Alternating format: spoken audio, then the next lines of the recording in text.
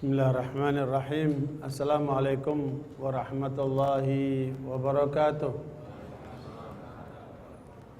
Alhamdulillahi rabbil alamin. Wabihi nasta'inu ala umurid dunya waddin. Wassalatu wassalamu ala ashrafil anbiya'i wal mursalin, nabina Muhammadin wa ala alihi wa sahbihi ajma'in. Ya ayyuhalladzina amanu taqullaha haqqa tuqatih wa la tamutunna illa wa antum muslimun. Subhanaka la ilma lana illa ma 'allamtana innaka antal alimul hakim. Amma ba'd, fa ikhwani wa akhwati fid din rahimani wa rahimakumullah. Bapak Ibu jamaah yang dirahmati oleh Allah Subhanahu wa taala, kita akan membahas pada pagi hari ini tentang peranan masjid yang judulnya masjid bukan hanya untuk sholat, tetapi sesuai dengan apa yang ditetapkan oleh Allah Subhanahu wa taala dan dipraktekkan oleh Nabi Muhammad sallallahu alaihi wasallam. Atas dasar itu kita coba untuk kita gali dan sekaligus mudah-mudahan menjadi motivasi kita untuk melakukan perubahan-perubahan terhadap umat ini melalui masjid. Karena memang peradaban Islam itu dibangun dari masjid. Dari masjidlah lahirnya orang-orang saleh. Dari masjidlah lahirnya para ulama. Dari masjidlah lahirnya para mujahidin. Dari masjidlah munculnya para pengusaha-pengusaha yang memang orientasinya untuk menjayakan Islam. Dari masjidlah nanti keluarnya guru-guru, dosen. Dari masjidlah keluarnya para ilmuwan. Dan dari masjidlah semua komponen umat Islam yang berkualitas itu mereka hadir. Ketika seseorang dari komponen umat Islam itu jauh dari masjid, makanya seperti tadi dikatakan oleh Ustaz, macan itu, singa itu, serigala itu akan memangsa bila kambing itu sendirian. Kata Nabi, wa inna ma yakulu dhibu al-ghanam al-qasiyah. Yang akan dimakan serigala itu apabila kambing sendirian. Ya, orang-orang yang jauh dari masjid mereka akan mudah menjadi santapan dan mangsa setan-setan manusia dan jin. Mudah untuk dirusak, mudah untuk dihancurkan. Nah, saudara sekalian, makanya dari masjidlah kita harus kemudian kembali sebagai basis perjuangan umat Islam, kemudian merancang apa yang harus dilakukan ke depan. Ya, kita kalaupun lihat belakang itu untuk pelajaran. Yang harus kita pikirkan apa? Ke depan. Makanya masjid sebagai pusat aktivitas umat Islam ini harus menjadi benteng, ya, yang sekaligus kemudian menjadi hit and run dari masjid turun ke masyarakat, turun ke umat, kemudian kembali kepada masjid lagi, begitu seterusnya. Saudara sekalian, di dalam surat At-Taubah ayat 18, dan ini panduannya bagaimana mengelola masjid. Jadi masjid ini bukan masalah hanya manajemen dari sisi manajerial saja. Bagaimana kebersihannya, bagaimana mengatur waktunya, dan lain sebagainya. Tetapi lebih dari itu. Meskipun kita tahu banyak masjid itu justru yang masalah di pengurusnya. Karena banyak pengurusnya bukan ahli masjid. Ya, masalah umat ini kebanyakan dalam pengelolaan masjidnya banyak pengurusnya bukan ahlul masjid. Mungkin karena mereka punya dana membantu, mereka orang yang hebat di sekitar masjid sehingga dimasukkan namanya, atau dia seorang tokoh yang dilibatkan sebagai pengurus, tapi jarang muncul di masjid. Dan ini adalah biasanya awal kemunduran. Karena ketika ada anak-anak muda ingin menghidupkan kegiatan di masjid, dihalangi oleh orang-orang ini. Karena mereka bukan dari jamaah masjid, bukan ahlul masjid. Makanya sekalian, idealnya yang mengurus masjid adalah ahlul masjid. Ikhwani barakallahu, amalan manusia itu yang terbaik adalah istiqomah. Seperti kata Nabi, khairul a'mali adwamuha wa in qalla. Sebaik-baik amalan itu adalah yang kontinu meskipun sedikit.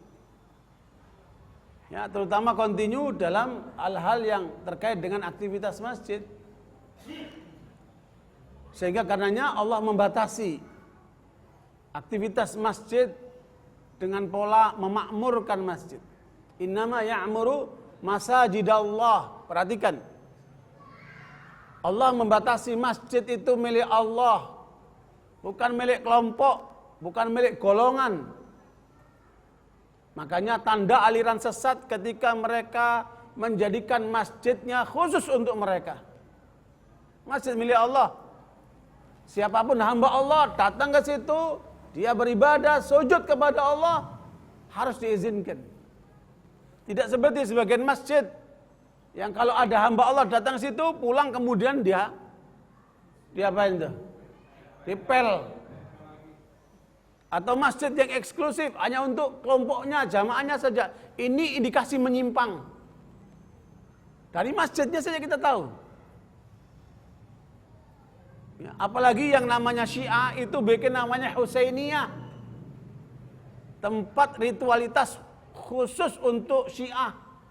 Mereka mukul-mukul badan, namanya Husainiyah. Itu nggak dikenal dalam Islam. Pusat kegiatan Islam adalah masjid. Wa annal masajida lillahi fala tad'u ma'allahi ahada. Masjid itu milik Allah, bukan milik kelompok, bukan milik organisasi, bukan milik golongan. Orang-orang yang diamanati mengelola masjid itu hanya amanat yang harus ditunaikan. Kalau tidak jangan sampai mereka menjadi penghalang masjid. Kalau tidak mampu mengurus masjid, serahkan yang lainnya. Karena itu milik Allah. Kita hanya istilahnya nunut supaya dapat pahala di situ. Supaya dapat ridha Allah di situ. Bukan sebagai penguasa, bukan sebagai orang yang apalagi sampai menghalangi kegiatan masjid. Sebab sekarang banyak masjid-masjid yang mereka menghalangi anak-anak muda untuk beraktivitas di masjid. Bahkan banyak dari masjid-masjid yang menghalangi anak-anak datang ke masjid.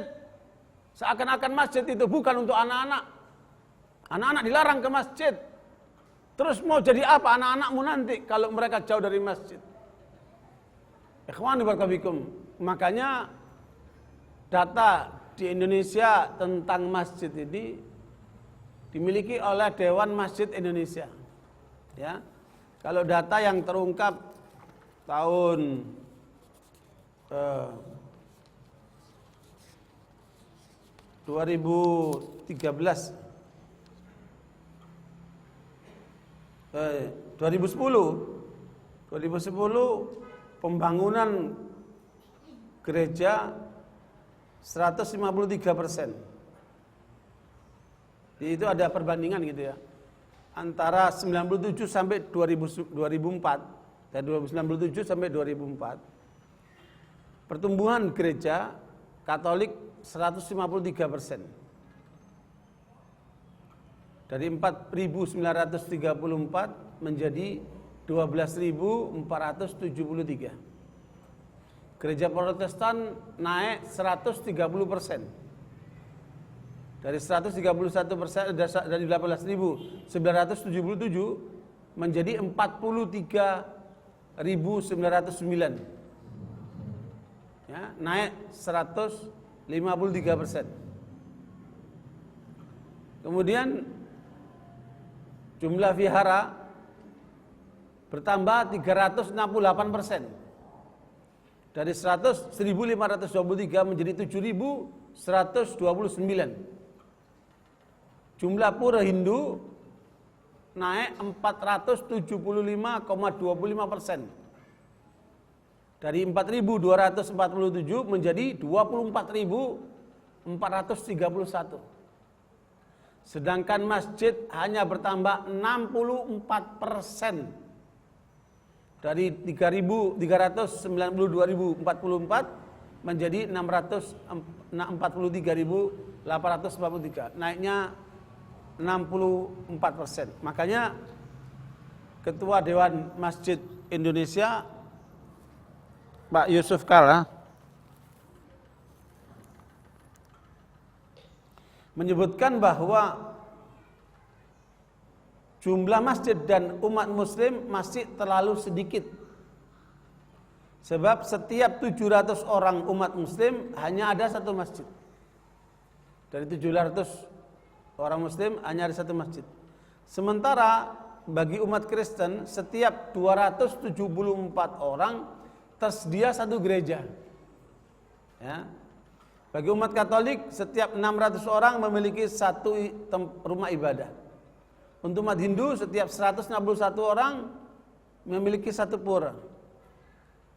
Buddha 700 orang memiliki satu vihara. Makanya saudara sekalian, selama 20 tahun ini perkembangan jumlah pembangunan masjid hanya sekitar 63%. Padahal pertumbuhan gereja sebanyak 131%. Jadi memang kita umat Islam yang mayoritas, tapi dari sisi jumlah tempat ibadah itu masih kalah dengan umat yang lain. Dari sisi jumlah. Saya membaca data yang lain yang lebih baru. Jumlah umat masjid di Indonesia ini sekarang sudah mencapai 840.000. Tapi yang aktif dengan sholat 5 waktu, dengan pengajian, dengan aktivitas-aktivitas yang lainnya itu sekitar 10,8%. Jadi masih banyak masjid yang enggak keurus. Ya, masih banyak masjid yang belum menjadi pusat-pusat kegiatan umat ini. Makanya kesadaran kita untuk memfungsikan masjid menjadi pusat kegiatan umat Islam ini sangat penting, karena itu akan mengarah kepada tingkat kualitas umat ini. Makanya tidak heran kualitas umat kita ini sebenarnya kelihatannya mayoritas, tapi hakikatnya minoritas. Kita ini secara jumlah mayoritas, tapi kenyataannya minoritas. Bayangkan, DKI Jakarta yang 80% muslim dipimpin sama Ahok, ya, dipimpin sama non-muslim. Menunjukkan apa itu? Partisipasi umat Islam rendah sekali. Kesadaran umat Islam rendah sekali. Kayak kita nggak punya tokoh Islam aja ini kan. Perkembangan narkoba terbesar terjadi di DKI, 60%. Maknanya yang terkena narkoba yang mayoritas apa? Umat Islam.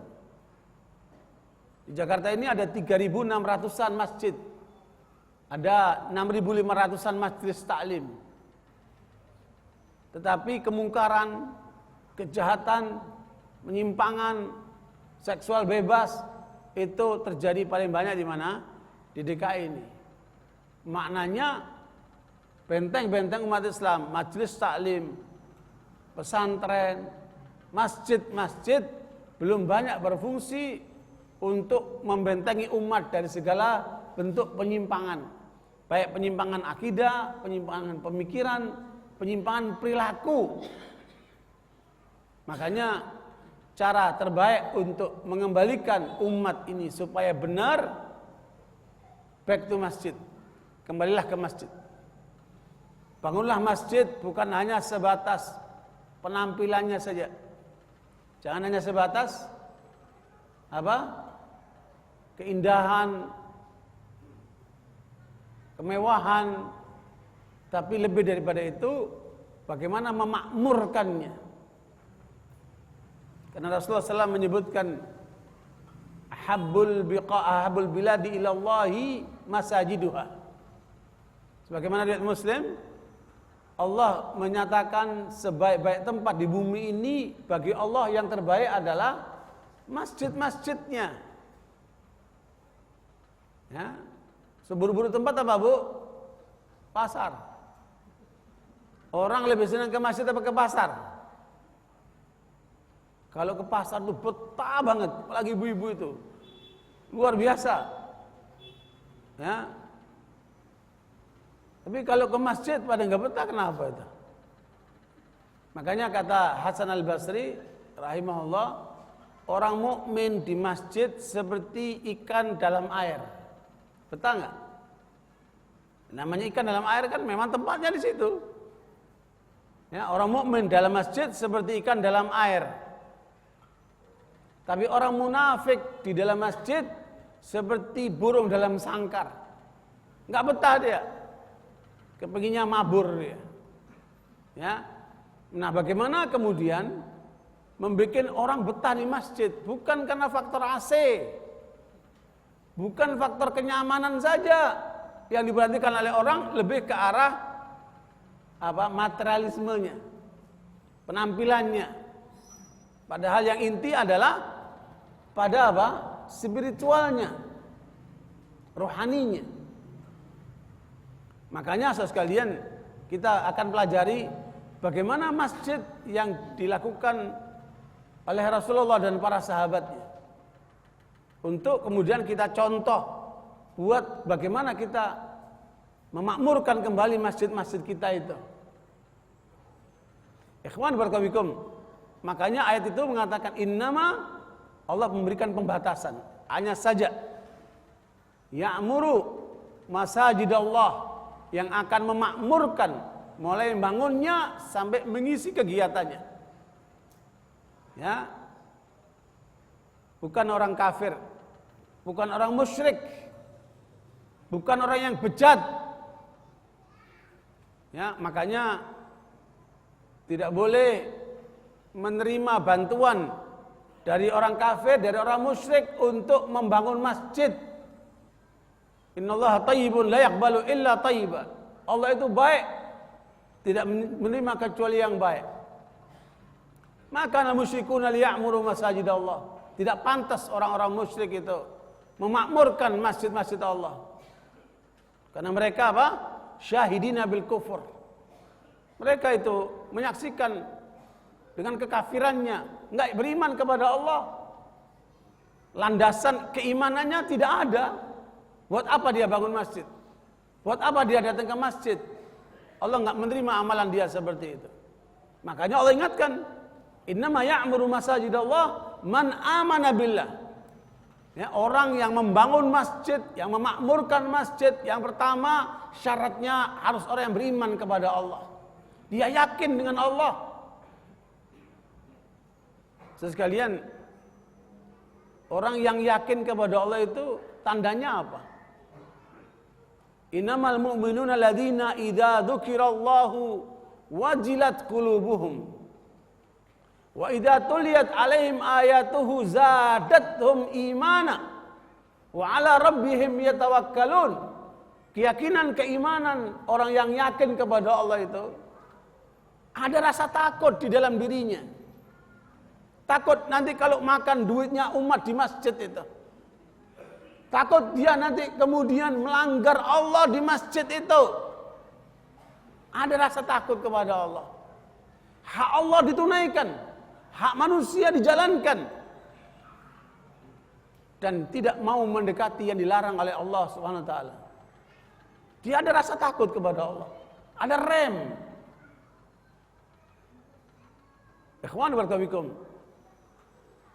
Kalau orang sudah tidak punya rasa takut kepada Allah, maka dia tidak punya rasa malu. Hilanglah malu itu. Makanya dia berbuat seenaknya sendiri. Tapi orang beriman kepada Allah, dia punya rasa takut kepada Allah. Makanya kalaupun dia terjerumus ke dalam dosa, karena kita manusia, bukan malaikat. Mungkin saja kita berbuat dosa, tapi cepat segera ingat sama Allah, taubat kepada Allah, kembali kepada Allah. Kullu bani Adam khata' wa khairul khata'ina tawwabun. Setiap manusia pasti berbuat salah, berbuat dosa. Tapi sebaik-baik orang yang berbuat dosa adalah yang segera bertaubat kepada Allah. Makanya Rasulullah mengajarkan bertobatlah sehari antara 70 sampai 100 kali. Ya. Itu Rasulullah praktekkan. Bagaimana dengan kita? Rasulullah dijamin surga. Yang jamin kita siapa? Orang tua kita nggak pernah jamin kita. Ya, orang tua sendiri belum tentu. Makanya kesadaran ini penting. Ya, rasa takut kepada Allah. Wa idza tuliyat alaihim ayatuhu zadatum imana. Kalau dibacakan ayat-ayat Allah bertambah imannya. Makanya mengapa kita suka mendatangkan imam yang bacaannya enak, yang bacaannya panjang supaya berpengaruh kepada jiwa ini. Kalau kita mungkin suaranya tidak enak, tapi ketika mendengarkan bacaan yang enak, meresap di hati, betapa nikmatnya itu. Tapi banyak orang mencari bacaan panjang ketika tarawih. Tapi waktu-waktu sholat berjamaah, dia nggak mau cari yang panjang. Ya, makanya bacaan Nabi yang paling panjang kapan? Waktu beliau memimpin sholat subuh. Bacaan Nabi subuh itu selalu panjang. Ya. Kalau tarawih itu kan pilihan. Mau tarawih mau tidak sunnah. Memang benar Nabi ketika tarawih kadang-kadang satu rakaat itu 3 surat. Al-Baqarah, An-Nisa, Al-Imran. 3 surat tuh. Panjang banget itu kan. Sampai kata sahabat, kadang-kadang kami bawa tongkat untuk menahan apa? Capek. Nahan apalah buat diri orang yang supaya tidak ketinggalan sholat sunnah bersama Nabi. Tapi Nabi mendidik umatnya dengan sholat subuh berjamaah. Ya, antum lihat sholat subuh. Tadi pagi di sini ada berapa shaf? 5 shaf, bagus. 5 shaf bagus. Tapi kalau hari biasa berapa shaf? Hah? Hari biasa 5 shaf. Masya Allah, bagus. Kapan bisa seperti Jumatan? Kalau sholat subuhnya seperti Jumatan, itu baru berhasil. Ya. Di Bekasi ini, yang saya lihat sholat subuh sampai setengah masjid, itu hanya di satu masjid. Ya. Belum banyak yang seperti itu. Saya lihat rata-rata masjid di Sudan, itu sholat subuhnya setengah masjid. Yang sholat subuhnya seperti Jumatan cuma di Mekah dan Madinah. Penuh. Nah sekalian, bagaimana kita menghidupkan masjid kita ini melalui sholat subuh ini? Makanya misteri sholat subuh itu luar biasa. Karena memang disaksikan oleh malaikat. Aqimis sholata liduluki syamsi ila ghasaqil laili wa Qur'anal fajr. Inna Qur'anal fajri kana masyhuda.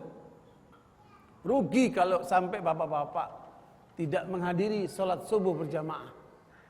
Kalau ibu-ibu ada udzur karena keutamaan ibu-ibu sholat di rumah, tetapi kalaupun mengendaki sholat berjamaah subuh, bersamalah dengan suaminya, dengan anaknya, nggak masalah. Tetapi betapa ruginya kalau sampai ada bapak yang tidak sholat subuh berjamaah di masjid. Dan betapa nikmatnya ketika sholat subuh berjamaah di masjid. Karena nilainya sama dia seperti tahajud malam. Ikhwan barakawikum, makanya saya udah lihat dari Aceh sampai Irian. Ya, umat ini ketika sholat subuhnya sedikit. Ya, mungkin masjid-masjid yang umat sekitarnya terbina, karena ada taklim, ada halaqah-halaqah, ada pembinaan-pembinaan, ada kesadaran, maka masjid bisa menjadi ramai. Di Indonesia ini yang paling jadi percontohan itu Masjid Jogokarian di Jogja. Ya, 5 waktu penuh. Dan di sana memang ada pembinaan. Saya pernah tinggal nginep semalam di sana melihat. Ya, masyarakatnya terbina. Masya Allah. Ya, kalau masjidnya makmur, insya Allah rumah tangga orang sekitar masjid akan makmur. Ini saya bawa buku rumah sahabat sekitar masjid. Ini ada petanya. Ini masjid, ini rumah-rumah sahabat nih. Ya, rumah-rumah sahabat sekitar masjid. Sekarang kalau ada rumah dekat masjid biasanya harganya murah, Pak. Kenapa? Orang nggak mau beli, bising. Ya, kalau dekat masjid katanya apa? Bising, makanya harganya murah. Ambil Pak, beli Pak. Nah, bikin rumah di sekitar masjid. Ya, ajak kawan-kawan, saudara-saudara, teman-teman untuk pada tinggal di sekitar masjid. Karena itu berkah dan itu polanya para sahabat radhiyallahu anhum. Mereka hidup di sekitar masjid. Maka beruntunglah orang yang rumahnya dekat dengan masjid. Tetapi kemudian untuk manajemen masjidnya agar orang tidak terganggu dengan masjid, jangan keluar pakai mic kecuali adzan. Ya, atau adzan dan qomat. Selain itu nggak usah keluar masjid. Apa namanya? Suara itu. Karena di sekitar masjid ada anak bayi, ada orang sakit, ada orang berkepentingan yang kemudian tidak mau terganggu dengan suara-suara itu. Paling tidak kita ingatkan dengan waktu sholat. Ya, barakallahu. Makanya masjid ini kalau dikelola dengan baik luar biasa. Di Qatar, di Saudi Arabia, di beberapa negara lainnya yang sudah makmur, imam itu digaji oleh negara. Ya, paling makmur itu Qatar. Imamnya harus hafal Quran. Wakil imamnya, muadzinnya juga hafal Quran. Sehingga kalau imamnya berhalangan, ganti oleh muadzinnya. Pada hafal Quran. Dan rata-rata mereka punya rumah, kasih mobil. Makmur, udah nggak mikirin urusan dapurnya. Ya. Sekarang ini orang untuk merangkap macam-macam, nyarinya macam-macam. Akhirnya nggak dapat semuanya. Makanya ini kan perlu pengelolaan dengan sebaik-baiknya. Ya. Nanti kita bahas tentang masalah bagaimana memberdayakan masjid. Jadi pertama itu. Ya, masjid harus diisi oleh orang-orang beriman yang mereka suka dengan Al-Qur'an, suka mendengarkan Al-Qur'an. Wa idza tuliyat alaihim ayatu zadatum imana. Nabi bahkan menetapkan agar setiap orang muslim bisa menghatamkan Al-Quran 3 hari sekali. Iqra al-Qur'ana fi 3. Ya, hatamkan Al-Quran 3 hari sekali. Bapak Ibu hatam Quran berapa hari sekali? Ya, ada sebulan bahkan ada setahun. Parah banget tuh kalau setahun tuh. Bahkan ada yang cuma waktu Ramadan saja. Ya. Makanya sekarang ada gerakan anak muda one day one juz, bagus tuh. Untuk menyadarkan orang kembali kepada Al-Quran. Dan semakin orang itu dekat sama Allah, maka dia semakin dekat dengan Al-Quran. Itu pernyataan daripada Imam Sufyan ibn Uyainah, ulama tabi'ut tabi'in. Beliau mengatakan, Anda bisa mengukur kedekatan Anda dengan Allah melalui kedekatan Anda dengan Al-Quran. Semakin kita dekat dengan Al-Quran, maknanya apa? Kita dekat sama Allah. Luar biasa. Makanya jangan ada sehari tanpa membaca Al-Quran. Lihatlah seorang anak yang cacat, namanya Fajar. Ya, bagaimana ketika dia lahir dalam keadaan cacat, jantungnya bocor, oleh bapak ibunya, diterima anak ini sebagai amanat. Kemudian bapak ibunya bergiliran pagi dan malam membacakan Al-Quran kepada anak bayi ini. Ya, pagi setengah juz, malam setengah juz. Gantian antara bapak dan ibunya. Setiap hari diperdengarkan 1 juz anak ini. Pertama kali dia ngomong, ya, kalau anak-anak kita pertama kali ngomongnya apa? Ya, mama, ya, papa, apalah namanya.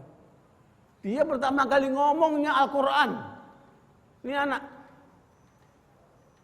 umur 4,5 tahun hafal Quran dia. Baru ketahuan sama Ustaz Yusuf Mansur, anak ini ketika umur 11 tahun. Dibawa ke televisi. Orang pada nangis mendengarkan ceritanya itu. Kemarin dites sama duta besar Saudi Arabia. Dan semua dijawab sama dia. Kan dia hafal Quran. Meskipun agak tertatih-tatih, kan agak cacat anaknya. Dikasih hadiah haji. Dia, 2 orang tuanya sama 2 orang yang apa? Yang mengantarkan kursi rodanya itu. Luar biasa. Umur 11 tahun udah bisa menghajikan 4 orang. Orang tuanya sama yang membantu dia. Bapak ibu umur segini udah ngajikan berapa orang? Udah ngajikan berapa orang? Malahan sebagian masih belum haji ya. Kita doakan semoga mudah-mudahan dapat haji. Seperti Pak Imam ini dapat haji. Alhamdulillah. Barakallahu fikum sekalian. Makanya Imam Syafi'i rahimahullah ditanya sama bapak-bapak, gimana caranya saya bisa menjamin masa depan anak saya? Bagaimana caranya saya bisa menjamin masa depan anak saya? Kata Imam Syafi'i, dekatkan dia dengan Al-Quran. Subhanallah, luar biasa. Bapak-bapak, ibu-ibu, banyak orang sekarang, bagaimana caranya supaya anakku punya masa depan? Bagaimana dia masuk UI, masuk ITB, masuk sekolah-sekolah favorit itu? Otaknya cuma duit, duit, dan duit. Itu tidak menjamin akhiratnya. Tapi kalau Anda dekatkan anda kepada Al-Quran, Allah bukakan buat anak Anda dunia akhiratnya itu. Subhanallah. Makanya khairukum man ta'allama al-Qur'ana wa 'allama. Sebaik-baik kalian orang yang belajar Al-Quran dan mengajarkan Al-Quran. Dekatkan anakmu dengan Al-Quran. Apalagi sampai lahir dari anak kita, anak-anak yang hafal Quran, luar biasa itu. Betapa beruntungnya orang tua yang seperti itu. Mungkin dulu kita banyak salah arah. Saya waktu kecil tidak ada yang mengarahkan untuk hafal Quran. Yang saya hafalin apa? Kamus. Kamus bahasa Arab dihafalin. Majnun itu. Ya, karena nggak ada yang mengarahkan. Kepingin bisa bahasa Arab, akhirnya dihafalin kamus coba itu. Salah kaprah itu. Makanya kita jangan yang seperti itu.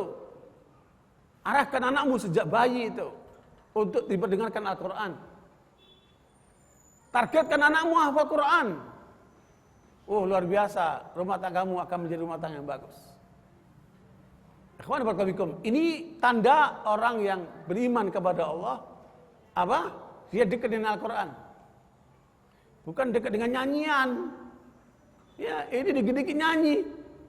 Bahkan ada orang kalau nyanyi sampai nangis. Ya, dibohongin sama lagu India, lagu apa, dangdutan apa itu. Ngaji Quran gak nangis, nyanyi nangis, coba itu kan.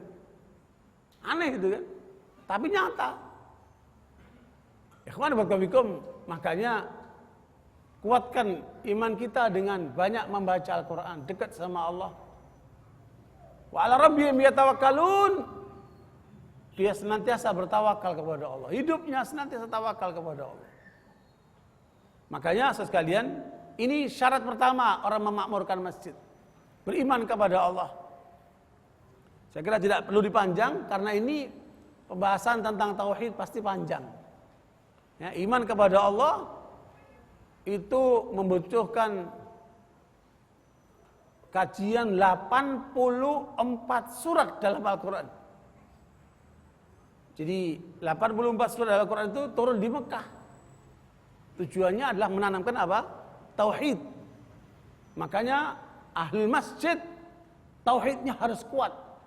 Tauhidnya harus bagus. Paling tidak saya sarankan di Masjid Istiqomah ada kajian surat Al-An'am. Dari 84 surat itu untuk kajian tauhid utamanya adalah surat Al-An'am. Oleh para ulama surat Al-An'am disebut dengan surat Al-Aqidah. Surat tauhid. Kuatkan itu pada umat, pada jamaah masjid itu. Supaya mereka sesuai dengan yang dikriteriakan dalam ayat ini. Ya, dia beriman kepada Allah melalui penanaman tauhid. Kemudian yang kedua, syarat yang kedua, wal yaumil akhir. Beriman kepada hari akhirat. Bapak Ibu semua saya mau tanya. Dunia dulu atau akhirat dulu? Yang kita kejar dunia dulu atau akhirat dulu? Dunia dulu atau akhirat dulu? Coba kita cek. Bapak Ibu sehari tidur 8 jam. Maknanya sepertiga umur kita habis buat ngiler. Kalau ngilernya walet ada nilainya ya. Lah ngilernya kita jadi pulau itu kan. Sepertiga umur kita habis untuk tidur. Ya. Kemudian mulai lahir sampai umur baligh nggak dihitung. Nggak dihitung kan? Kemudian taruhlah umur kita 60 tahun. 20 tahun buat tidur. Ya kan? Masa kita sampai balik rata-rata 15 tahun. Berapa itu? 35 tahun. Untuk kerja, cari nafkah, cari makan, rata-rata berapa? 8 jam. Sepertiga umur kita. Taruhlah 20 tahun. Itu kalau nggak macet. Kalau macet, tuh Pak Hasyim cerita perjalanan dari tempat kerja sampai rumah 2,5 jam sekarang macetnya itu. Bahkan saya temukan ada bapak-bapak berangkat sebelum subuh, anaknya masih tidur. Pulang malam, anaknya sudah tidur. Untuk menghindari macet, luar biasa. Jakarta macetnya kan, traffic jam. Nah, barakallahu 8 jam buat kerja, ditambah dengan macetnya itu, terus tinggal berapa jam itu? Taruhlah 20 jam. 20 tahun. 8 jam. Enggak dihitung macetnya. 35 tambah 20 jadi berapa? Hah? 55. Jadi efektif hidup kita itu yang 5 tahun itu. Untuk apa 5 tahun? AEU ngeteh, AEU ngopi, AEU jalan-jalan, rekreasi. Terus yang untuk ibadah, untuk akhirat itu yang mana? Ayo jawab yang jujur. Bu, akhiratnya yang mana Ibu? Dunia dulu atau akhirat dulu? Dunia dulu atau akhirat dulu? Kenyataannya gitu. Di dalam surat Al-Qasas ayat 77 Allah katakan wabtaghi fima ataqallahu ad-daral akhirata wala tansa nasibaka minad dunya. Kamu kejar akhiratmu. Jangan kamu lupakan duniamu. Yang pertama dunia atau akhirat dulu? Akhirat. Ketentuannya kita itu disuruh untuk ngejar akhirat. Jangan kamu lupakan duniamu. Makanya perhatikan, siapa yang mencari akhirat akan dapat dunianya. Tetapi siapa yang mengejar dunia, dia akan nggak dapat akhirat. Makanya kejar akhirat dulu. Suatu kali seorang penguasa bertanya kepada seorang ulama namanya Abu Hazim. Wahai Abu Hazim, kenapa kita ini kok takut mati? Bagus kan? Ada nggak di sini nggak takut mati? Ada nggak? Ada nggak sini nggak takut mati?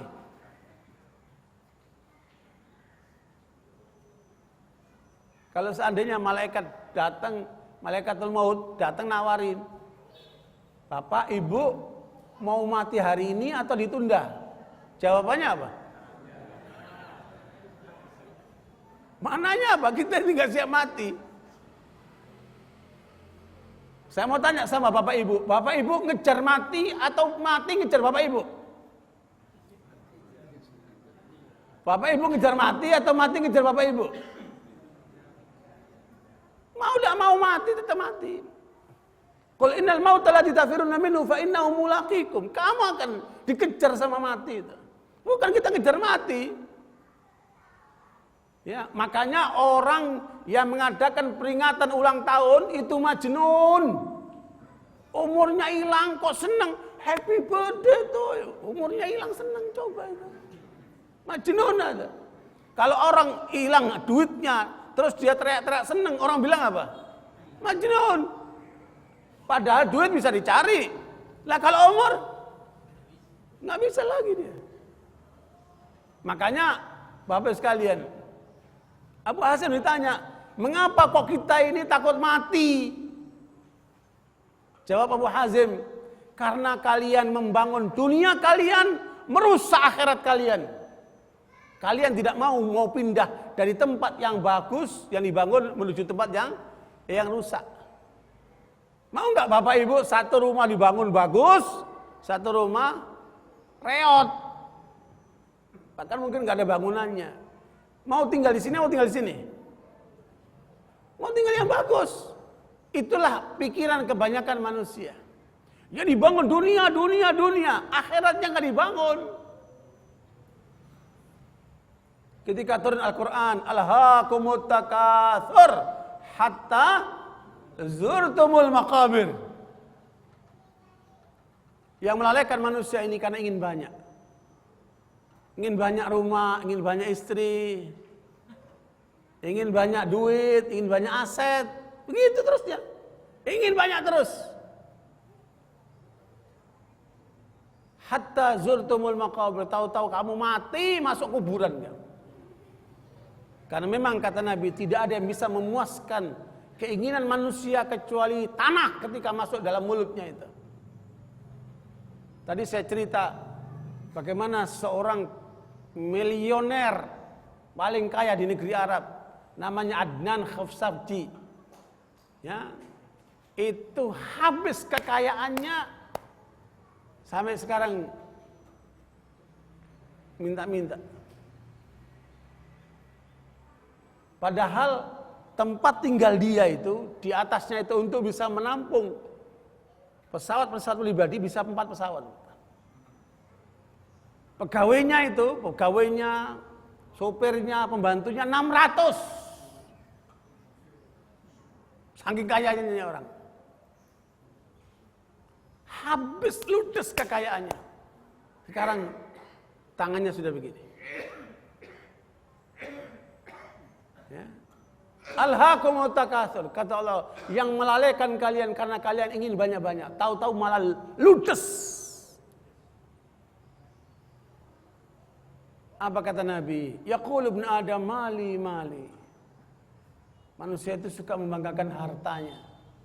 Hartaku. Makanya antum lihat di Jakarta ini, orang lihat penampilan orang itu diukur dengan apa? Dengan penampilannya. Jam tangannya branded gak? Bajunya branded gak? Ya, kacamatanya branded gak? Sepatunya branded gak? Mobilnya mewah enggak? Ya, sekarang orang diukur dengan penampilannya. Padahal duitnya ngutang semua itu. Bisa jadi kan? Karena ngambil dari bank kan ngutang. Ikhwan berkawikum, kita jangan pola itu. Alhaakumut takatsur, kata Nabi, yaqulu ibnu Adam mali. Manusia suka membanggakan hartanya. Malaka bimalika ya ibnu Adam illa ma akalta fa afnait aw labista fa ablait aw tasaddaqta fa amdait. Apa yang kamu banggakan wahai manusia dengan hartamu? Yang kamu makan jadi kotoran, yang kamu pakai jadi rongsokan, dan yang kamu sedekahkan di sisi Allah itulah yang tinggal milikmu. Bapak sekalian, kemarin Steve Jobs, orang kaya Amerika yang punya Apple itu saat meninggal, ya saat sakit keras itu dia mengatakan kekayaanku tidak bisa menolong aku. Aku sakit nggak bisa digantikan sama yang lain. Merana matinya dia. Dengan kekayaan yang melimpah seperti itu. Sekalian, au tasaddaqta fa amdait. Yang kamu titipkan di sisi Allah, itulah yang kekal untukmu, itulah milikmu. Yang kita simpan belum tentu milik kita. Bisa jadi nanti milik apa? Istri kita, milik anak kita. Bahkan yang enggak enak itu, udah kita kerja mati-matian, udah dapat duit banyak, mati duitnya buat kawin lagi sama tuh perempuan. Ngenes banget tuh di kuburan. Ikhwan barakallahu. Makanya jangan lupa bangun akhiratmu. Ahlul masjid adalah yang orientasinya ke akhirat. Makanya saya lihat, mengapa para sahabat itu pertanyaannya kebanyakan bagaimana meraih surga, bagaimana mendapatkan surga. Subhanallah, luar biasa. Abu Umamah Al-Bahili radhiyallahu anhu datang ke Rasulullah minta doa. Doanya apa? Orang banyakkan minta doa apa? Ya Allah, panjangkan apa? Umurku, banyakkan rezekiku. Iya. Ada nggak yang doa minta mati syahid? Ya Allah, matikan aku syahid ya Allah. Ya, kalau orang Afgan bilang syahidaman, mereka selalu menyanyikan syahidaman, syahidaman. Mereka selalu minta matikan aku syahid ya Allah. Itu harapannya orang-orang Afgan itu. Kita kebanyakan matinya ingin mati apa? Minta apa kita sama Allah? Abu Umamah Al-Bahili datang ke Rasulullah minta doa. Ya Rasulullah, doakan aku mati syahid. Tapi Nabi tidak mendoakan dia mati syahid. Nabi mendoakan, Allahumma salimhum wa ghanimhum, ya Allah berikan keselamatan baginya. Berikan hadiah, ghanimah baginya. Dia ikut perang, nggak mati syahid, selamat, didoain Nabi selamat. Pulang bawa apa? Bawa ghanimah, rampasan perang. Dia nggak puas, dia datang lagi. Ya Rasulullah, doakan aku mati syahid. Yang kedua Rasulullah tidak mendoakan. Allahumma salimhum wa ghanimhum. Sampai 3 kali dia ikut perang, tetapi tidak terbunuh, nggak dapat mati syahid. Ternyata kata Allah, wa yattakhid minkum syuhada. Allah yang mengambil seseorang akan mati syahid. Bukan maunya kita. Kita hanya bisa berharap, tapi Allah yang menentukan. Allah akan menjadikan sebagian dari kalian orang yang mati syahid. Makanya mati syahid itu kemuliaan. Kata Rasulullah, wadittu an uqtala fi sabilillah thumma ahya, thumma uqtal, thumma ahya, thumma uqtal. Nabi berharap 3 kali untuk mati syahid. Ya Allah, aku berkeinginan, aku berjuang sampai terbunuh. Kemudian engkau hidupkan lagi, aku berjuang sampai terbunuh. Kemudian engkau hidupkan lagi, aku berjuang lagi sampai terbunuh. 3 kali Nabi berharap untuk bisa mati syahid.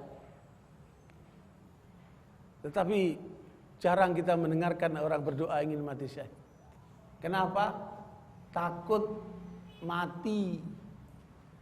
Kenapa? Dia cinta dengan dunia. Dia tidak takut, dia tidak berharap untuk kembali cepat ke akhirat kita. Padahal saudara sekalian, ngapain itu para mujahidin datang ke medan-medan jihad? Ngapain? Meninggalkan istri, meninggalkan anak, meninggalkan dagangan, meninggalkan hidupnya, datang ke medan-medan jihad. Untuk apa itu? Orang-orang yang tidak paham pikiran cari mati. Bukan. Mereka bukan cari mati. Mereka ingin ketemu sama Allah. Bukan cari mati mereka. Mereka ingin ketemu sama Allah. Karena mereka cinta kepada Allah. Sebagian orang tidak paham, dikira mereka cari mati. Bukan. Mereka ingin ketemu sama Allah. Sehingga ketika mereka pulang dari medan jihad, tidak terbunuh, sedih mereka karena mereka merasa gagal ketemu sama Allah. Tapi kebanyakan orang tidak ingin ketemu sama Allah. Inna lillahi wa inna ilaihi raji'un. Kalau sudah nggak ada pilihan lain. Karena itu saudara sekalian, akhirat kita harus kita bangun. Dan pertanyakan selalu kepada diri kita, apa yang kita bangun untuk akhirat kita? Man bana lillahi masjidan, banallahu lahu qasran fil jannah. Siapa yang membangun satu masjid di muka bumi ini, Allah akan bangunkan dia istana di surga sana. Makanya orang berebut bangun masjid, karena ingin dapat istana di sana. Ini orang sadar, dia bangun akhiratnya. Ikhwan barakallahu. Kalau orang itu orientasinya akhirat, maka perhatiannya akan banyak ke akhirat. Tapi banyak perhatian kita untuk apa? Tadi itu, umur kita ternyata habis banyak bukan untuk akhirat. Untuk tidur, untuk kerja.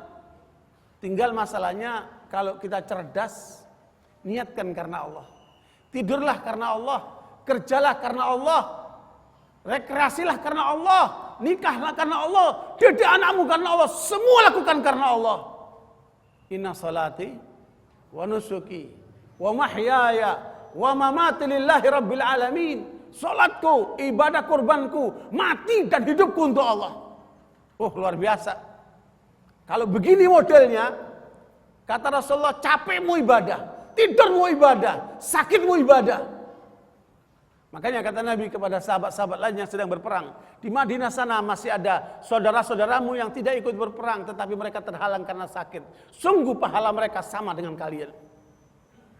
Bapak-bapak, ibu-ibu yang sudah biasa sholat di masjid, berjamaah di masjid, tapi terhalang karena hujan, atau terhalang karena sakit, sehingga tidak bisa ke masjid, dia sholat di rumah, maka sungguh pahalanya sama seperti dia di masjid. Kenapa? Dia sudah biasa di masjid. Makanya kalau kita naik mobil di tol, waktu adzan tiba, kita lihat orang-orang lagi sholat berjamaah di luar sono, di masjid kita lihat, ya Allah, rasa hati ingin lompat ikut sholat berjamaah, tapi kemudian terhalang oleh keadaan. Ikhwan fillah, makanya munculkan rasa rindu kita kepada akhirat. Terus kalian, kalau kita rindu dengan akhirat, demi Allah, Anda nggak kepingin tinggal lama di dunia ini. Ya.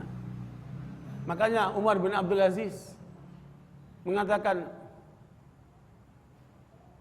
kalau saya punya umur panjang, saya akan terangkan tentang masalah iman kepada kalian. Tetapi sungguh saya tidak berharap ingin hidup panjang bersama kalian. Subhanallah. Terus kalian, paling enak hidup itu di mana? Di masjid. Di masjid. Luar biasa nilainya di masjid itu. Makanya perjalanan manusia paling berat kemana? Ke masjid. Perjalanan manusia paling berat kemana? Ke masjid. Nah, ini yang harus kita munculkan. Selama kita sungguh-sungguh ingin ke akhirat, maka sering-seringlah ke masjid. Perhatikan masjid. Makanya di antara program para salafus saleh itu 5. Kata Imam Al-Auza'i, khamsun kana alaihi ashabun Nabi sallallahu alaihi wasallam. 5 hal yang senantiasa diperhatikan oleh sahabat-sahabat Nabi. 5 program utamanya. Pertama, luzumul jamaah, menjaga persatuan umat. Yang kedua, ittiba'us sunnah, mengikuti sunnah Nabi. Yang ketiga, tilawatul Quran, dekat dengan Al-Quran, banyak baca Quran. Yang kelima, yang keempat, imaratul masajid, memakmurkan masjid-masjid. Di mana saja Anda berada, mau sedang musafir, mau di mana saja, pergi ke masjid, datang ke masjid. Salatlah di masjid. Memakmurkan masjid. Luar biasa itu.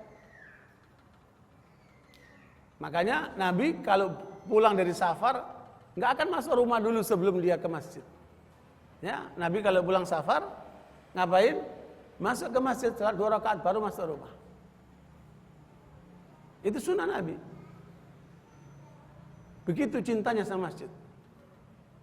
Baru yang kelima, program para sahabat itu jihad fisabilillah.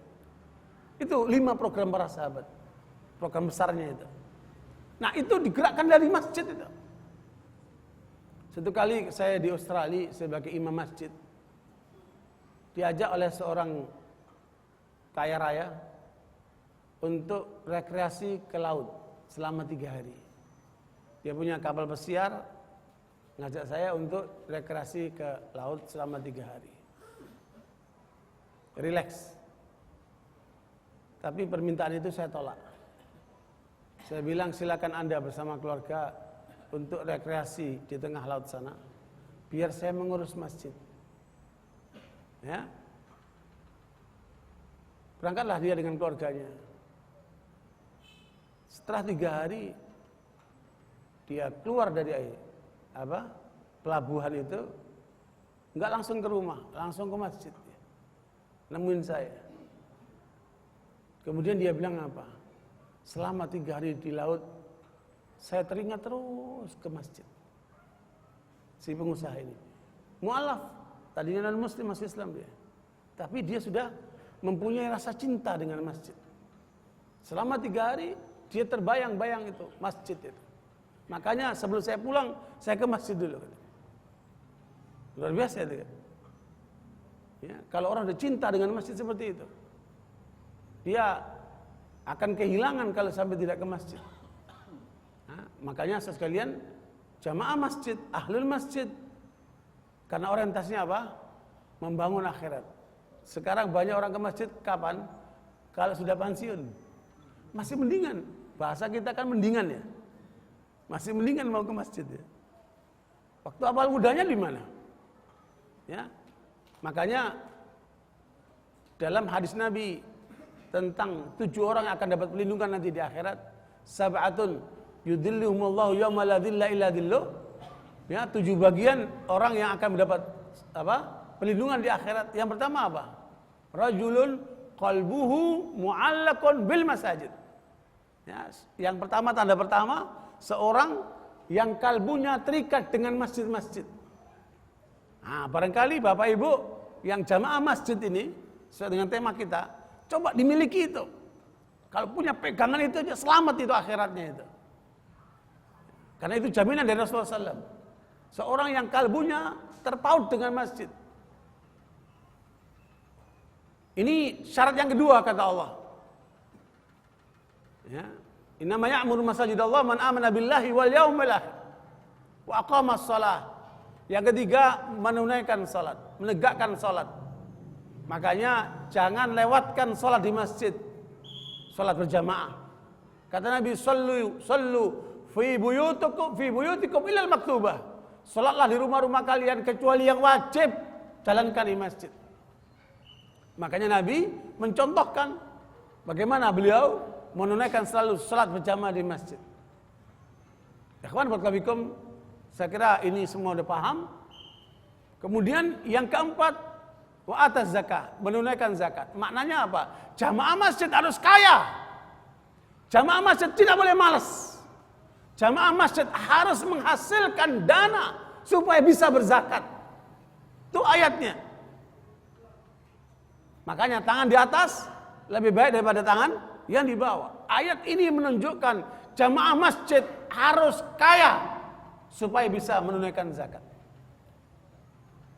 Untuk bisa menunaikan zakat paling tidak dia butuh kekayaan sekitar 84 gram emas supaya dia bisa menunaikan zakat 2,5%.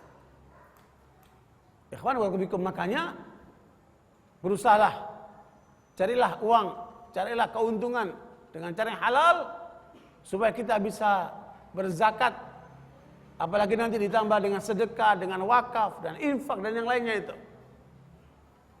Karena jamaah masjid adalah orang yang sangat care dengan temannya, dengan saudaranya, dengan lingkungannya. Kalau sholat itu hak Allah, kalau zakat itu hak sesama manusia. Hablum minallah dan hablum minan nas. Itulah yang terjadi di masjid. Ya. Nanti kita lihat bagaimana pengelolaan masjid di masa Rasulullah SAW. Satu kitab yang lengkap menjelaskan itu, Al-Masjidu fil Islam, yang dibawakan dengan dalil-dalil yang sahih. Bagaimana masjid dalam Islam? Luar biasa. Ikhwan wal fikum, ini yang keempat. Ahlul masjid, jamaah masjid, hendaknya mereka yang senantiasa bisa berzakat. Kemudian yang kelima, walam yakhsha illallah. Tidak takut kecuali Allah. Hatta kalaupun pistol ada nempel di kepala ini, tidak takut kecuali Allah, karena yang dia cari hanya ridha Allah. Dia datang ke masjid bukan untuk meminta perhatian orang, pujian orang, enggak. Dia lakukan itu karena takut kepada Allah. Ya, makanya langkah manusia terberat itu ke masjid. Lawan itulah hawa nafsu, lawan itu godaan setan. Kata Rasulullah, inna syaitana ais ayya'budal musallun walakin fit tahrishi fima bainahum. Setan sudah berputus asa untuk disembah oleh orang-orang yang salat, tapi setan tidak pernah berputus asa untuk mengadu domba antar umat Islam. Makanya rapuh sekali umat Islam, mudah diadu domba. Tapi melalui salat coba kita rapatkan barisan. Kita tutup pintu-pintu setan. Makanya lihat masjid-masjid yang sholatnya pada tidak rapat, pada saat sholat menempel kaki dan apa? Dan bahunya, bahkan sebagian berjauh-jauhan seperti itu pasti banyak setannya yang menggoda. Ya, karena celah-celah itulah yang dimasukkan setan untuk menggoda orang yang sholat. Dan dalam sholat itu ada satu setan spesialis goda orang sholat. Namanya khinzab. Ya, namanya khinzab. Khinzab ini setan yang khusus menggoda orang sholat. Dan dia cari celah itu supaya orang tidak khusyuk. Dia masuk ke dalam kalbunya, dia masuk ke dalam pikirannya, dia masuk ke dalam gerakan-gerakannya supaya diganggu orang itu, supaya tidak khusyuk. Nah, ini harus kita perhatikan. Makanya selama kalbu ini terkait dengan Allah, lihatlah orang-orang yang ke masjid itu. Tidak lagi dibedakan antara kaya dan miskin, antara yang pejabat atau orang biasa, ya, antara orang yang pintar maupun bodoh, ya, antara orang yang sakit maupun sehat, semuanya sama di depan Allah. Mereka sujud tunduk kepada Allah. Mereka lepaskan kesombongannya, baju kebesarannya, semua datang ke masjid dengan tujuan satu, mencari ridha Allah. Tidak takut kecuali kepada Allah, sehingga dia berikan kepalanya untuk Allah. Luar biasa. Harusnya kalau orang sadar terhadap 5 poin ini saja, umat ini akan bangkit saudara sekalian. Umat ini akan kuat saudara sekalian. Seandainya Amerika itu gajah dan umat Islam itu lebah, maka sungguh gajah itu akan tumbang dengan banyaknya lebah yang ngentup mukanya, ngentup kepalanya, ngentup matanya, ngentup telinganya. Akan runtuh itu gajah. Kenapa? Karena orang mukmin, ahlul masjid, tidak takut kecuali Allah. Luar biasa itu. Ya, makanya prinsip para sahabat itu. Kami datang ke medan-medan perang untuk mencari kematian, sebagaimana kalian datang ke medan perang untuk mencari kemenangan. Subhanallah, untuk mencari kehidupan. Ikhwan barakallahu, makanya beda. Ya. Analis daripada Fox News membuat analisa terhadap kekuatan Amerika, Eropa, Jepang, Cina, India dengan kekuatan uangnya, teknologinya, dan materialisme yang mereka miliki. Dihadapkan dengan kekuatan Islam. Oleh Fox News ini disebutkan kekuatan Islam itu adalah oil. Mereka punya minyak. Mayoritas minyak itu ada di negeri-negeri Muslim.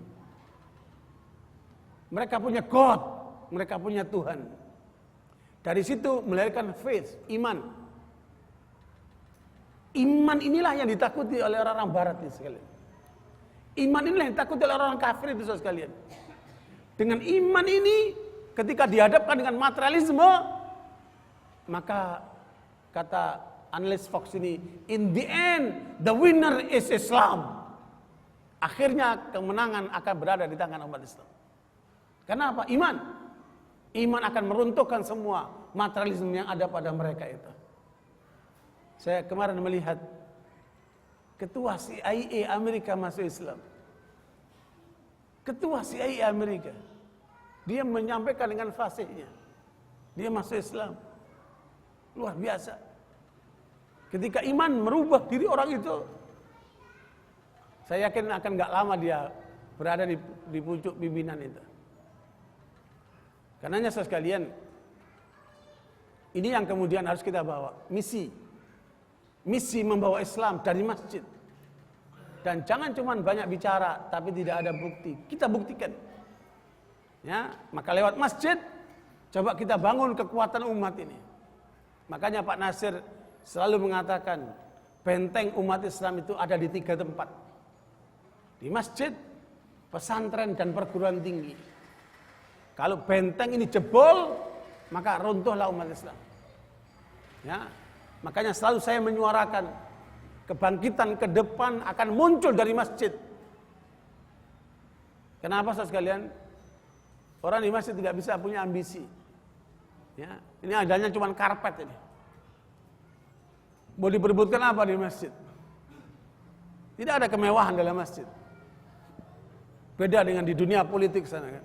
Proyek macam-macam. Karena itu saudara sekalian, kita harus merancang kebangkitan umat Islam dari masjid. Insyaallah kita akan bicarakan tentang dakwah dan strateginya, kita gerakkan dari masjid.